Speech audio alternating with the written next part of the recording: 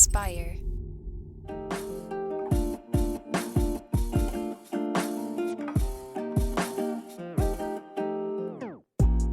Welcome back to the Kidney Stone Diet Podcast, the show about reducing your kidney stone risk and living your best life. I'm your host and fellow student, Jeff Saris.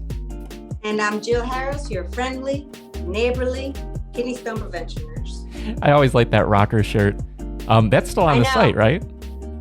Yeah, that's still on the site. You can get that. We got the stoner one. Some people don't like being called the stoner out at Jewel or Walmart. So I made the rocker one too. Yeah, and eventually we're going to dial in some other merch. I know we've talked about that, not just for the sake of merch, but some things that can really help people on their path too, that tie into this journey. Here's the thing. I know people are like, well, of course you're making money off this stuff. No, it's really not that. We do things when people ask. That's why I made the meal plan. I don't want to do the meal plan. People have been asking me that for years. So I'm like, I have no time to be doing this. But if people ask, Jill, you should make shirts. Jill, you should make a magnet. Jill, you should do a meal plan. And I put it off for years and years. Then I'm like, oh my God, I should. Because that's what people want. Mm-hmm. So, and then we come up with these shirts. Yeah. I like the one portion, not perfection. That's my favorite one because that's really what the world needs to know. I mean, you could pretty much have all foods. You just can't eat as much as you want of it anymore. I don't even care if it's healthy. So many of you got here to this YouTube channel, meaning you have stones, because you ate as much healthy spinach and almonds as you wanted.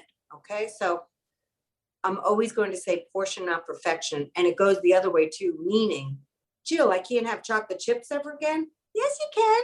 You can have them. You just can't eat a whole bag of them. That's all. So again, portion, not perfection.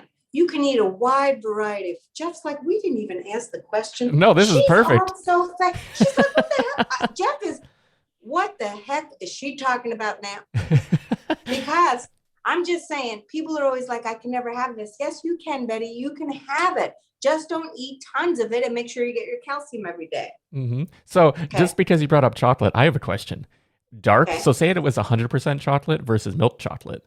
Would you say sort of quantity would differ specifically for kidney stones? Well, the oxalate's in the cacao, so it depends how much cacao is in the product. Most people really love the milk chocolate. They go to the dark chocolate, forget about kidney stones, just because they heard it was healthy. And then they start eating a buttload of dark chocolate because they heard it was an antioxidant. So now they're eating 5 dark chocolate bars. And people, I'm not making it up. This is what I hear. So, and then they get a kidney stone because they're eating so much chocolate.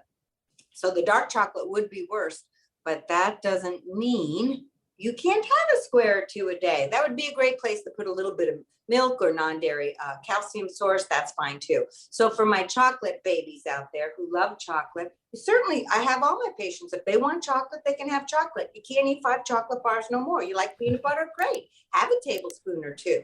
Get your calcium every day. You can't get a spoon and put it in a jar and sit there because it's good for your diabetes. Right? Oh, yeah. So again, it's portion, not perfection. Now, if you say, but if I have chocolate, Jill, then I can't stop myself. You can't have chocolate. Just like I can't have Chezits, you can't have chocolate because we're addicts. So know thyself. If you cannot eat a small portion of something, then you cannot have it. Or you may say, well, today I'm having it. I don't care what she says. And then you just get right back to your healthy eating plan after you binge on it. You know what I'm saying? Mm-hmm. There's lots of things. Definitely. And I love that you actually have a recipe. I don't know if it's just in meal plans or also on the website for Chezits that you made just from cheese. It shows. You gotta figure out your lane and how to get what you want. It out. So I made Chezits out of Swiss cheese because they're the lowest sodium and they're the highest calcium cheese, really. But here's also, so I made it into Chezits because I'm so lazy that I have a little toaster oven. So I don't make a big batch. I just put them in my toaster oven. I can only fit 2 pieces of cheese. I cut them all up and I'm not about to wait another 22 minutes for it. So that works for me. But that's why, you've got to figure out what's going to work for you. So I won't overindulge in that. But absolutely, my son has never had a Cheez-It box in this house. That will never happen because Mama is an addict. Nope. Nice. No. I love them. Yeah. Okay. So, should we dive right into the question this week? Well, It, I guess so. People may have a life. Let's go. yeah, this is from Carol.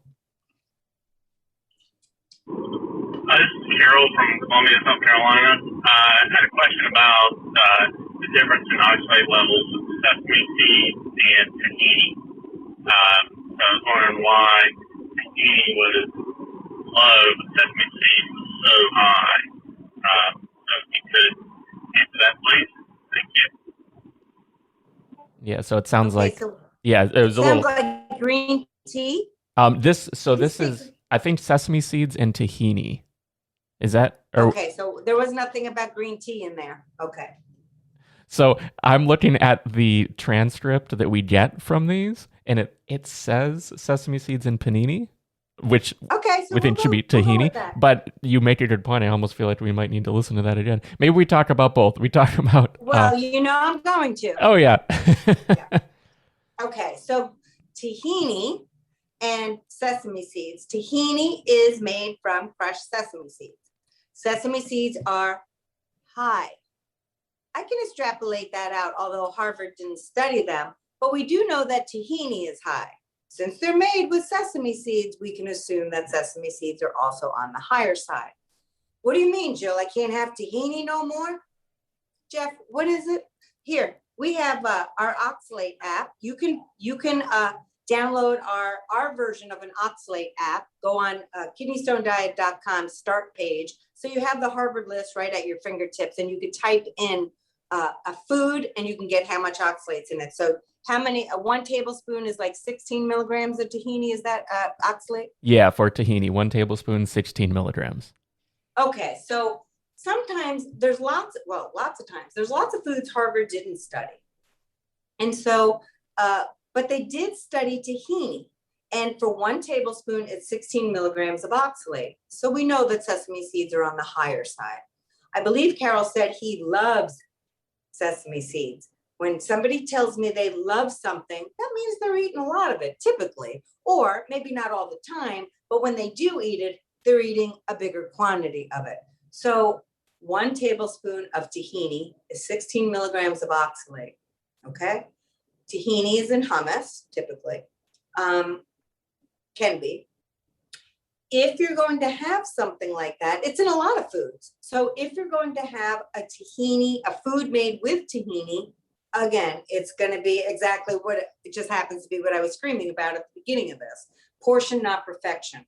So somebody may say, well, I guess I can't have tahini again. And so by the time they get to me, I have nothing to eat. I hear this all day long. Yes, you do. You have plenty to eat. You have gotten the wrong information, or you've gotten information and now reworked it in your head where you've made yourself nuts. So you can absolutely go out for a dish that's going to have some tahini. Do I want you eating it every day as much as you want? No. Can you have it a couple times a week if that's what you wanted? Of course. Watch your portion, get your calcium needs met every day. You'll be absolutely fine. So sesame seeds, so if you had a sesame seed bagel, will that be higher in oxalate? Sesame seeds are high. Is it going to put you into stone land? No. Even if you had, look, honestly, even if you had 1 spinach salad once a month, are you going to make a stone? No. Do I want you to have spinach? No. I don't feel comfortable saying it. It's too high. But realistically, people, I get this every year. Thanksgiving's coming. I guess I'll just sit in the corner and have a sherbet. No, you're going to have Thanksgiving because nobody makes a stone from 1 meal. Nobody. Okay. And yes, there's always somebody in the corner. Jill, I do. Okay. Well, then you may make stones that often. And there are those people. So I always pay attention to all my people because I know, who they all are. And so, yes, but that's so extremely rare. I promise you guys. So enjoy yourself. Have your favorite foods. Have them within moderation. Typically, when I hear the words, I love it, people are overeating it. And that could be why they, contributed to their stone. But always, I really want to be clear about this. And I'm always going to repeat this. I have never worked with an adult who gets enough calcium. Never in 21 years. Never. Has somebody said, Jill, shut up about calcium? I get plenty. Nobody, unless they were sucking down Tums. Okay. And then they got too much. That is much more important. Once you take away those handful of foods that are high in oxalate, that calcium after water and salt, boom, calcium. So important, people, because that's how you get rid of all the oxalate that you've eaten and your body has produced after metabolizing food. There's a waste product, there's oxalate waste. So you want to get rid of it with calcium, meaning you have to get your needs met with calcium. You have a skeleton, you have to feed that too, and then you lower your oxalate. I wish people would freak out more about the calcium than they would about always asking about oxalate. Not that I get sick of talking about it, but I know that people are overwhelmed with that all the time. And it's the least of the issue. It really is. Once you take away those few foods, and I say that based upon thousands of follow-up urine collections I see from my patients, thousands over the years, thousands. So they were eating high oxalate. They had one phone call with me. Their oxalate's like a baby now. And that's like an oxalate level is 125. The next time they do it is 24. So I'm telling you, everybody, I love you all so much. I don't want you to be overwhelmed.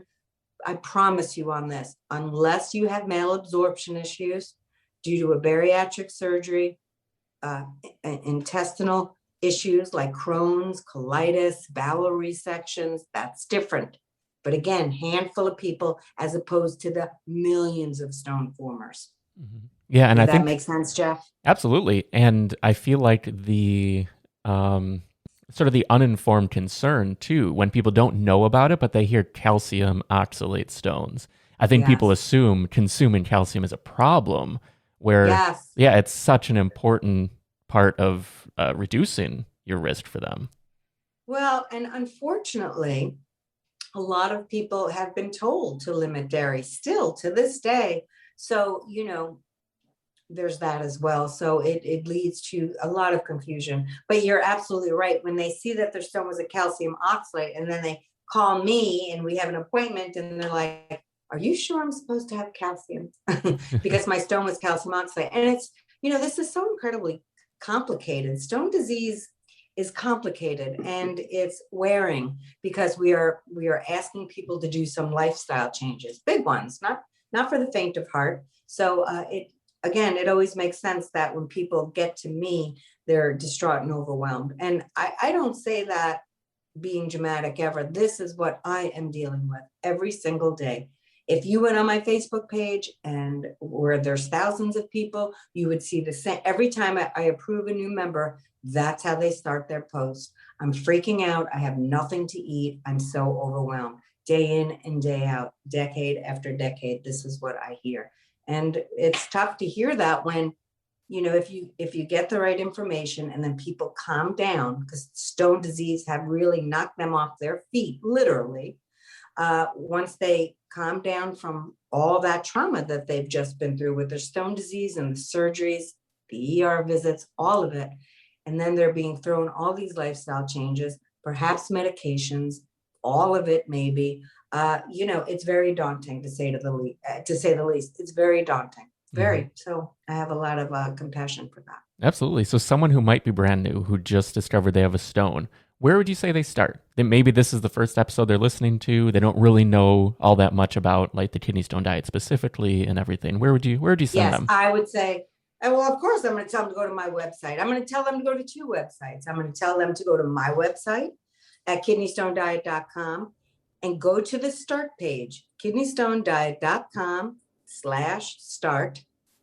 And everything is curated by me on that page. All the things that I want you to start. What is the kidney stone diet? Because it's way more than oxalate. Why do I need a 24-hour urine collection? I want people to start with knowing how to start. So they go to that page. Also, I always bring this down home and make it funny and adorable and all that. But this is all drenched in science. It's not like I made this up. This diet is based upon, decades of research from a lot of fancy scientists. And you can go to my mentor site, Dr. Fred Coe, COE. He is a thought leader in kidney stone prevention. And his website is kidneystone.org. www.uchicago.edu, and you'll find me also on his website. So he's the genius behind all of the things I say. He's just taught it to me in a way my brain can understand, so then I can bring it down to the masses. And so I always say we couldn't be more different, but our hearts are the same in many ways. And he's been just a huge mentor to me, a wonderful friend to me. And I basically am nothing without him. So, because you'd be like, who the hell is this and why should I listen to her? So he gives me my credentials. And so you could find me on his website too. But if you're somebody who's really interested in sciencey and all that, whew, go over there, people. Yeah, if you want to know where to just start and get some answers for you, go to my website at kidneystonediet.com/start. And also, if you have questions that are pretty technical, he answers all the questions on his articles, all the diet questions on his website at University of Chicago, I answer. So again, his website is kidneystones.uchicago.edu. Go there. It's a wonderful website. Yeah. It's his passion. It's We're both very passionate about this. Yeah, it's definitely not for the faint of heart, though. There's definitely not for the faint of heart. It's tough reading. It's tough reading. But yeah, I mean, everything is outlined there, and like obviously on kidneystonediet.com, then we have everything. It's the practical. You sort of have the science, then the practical side with the combination of the two sites.